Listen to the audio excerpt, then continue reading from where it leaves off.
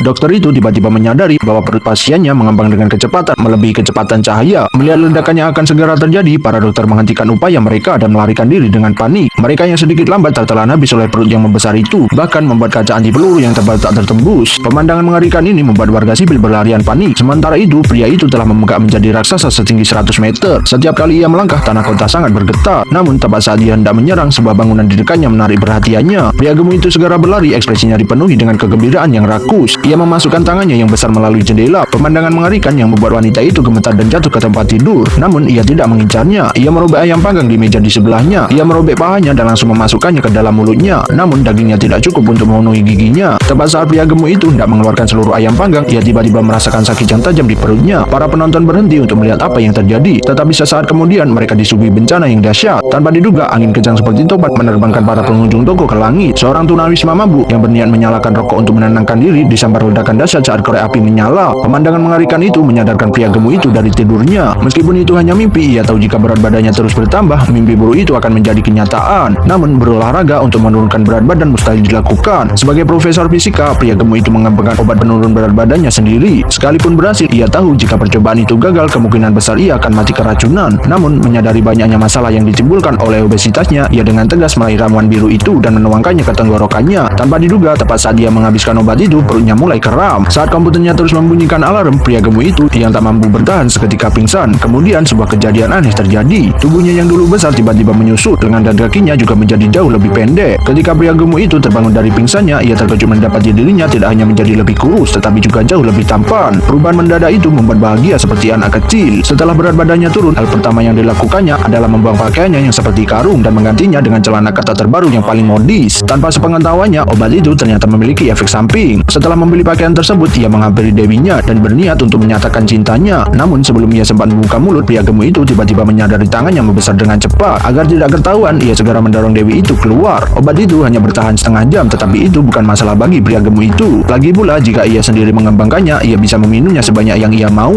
Maka pria gemuk itu bersekolah dalam keadaan normal di siang hari dan menghabiskan malamnya di dalam mobil mewahnya bersama gadis yang dikaguminya. Hari-hari kencannya yang dulu membosankan kini dipenuhi dengan kegembiraan.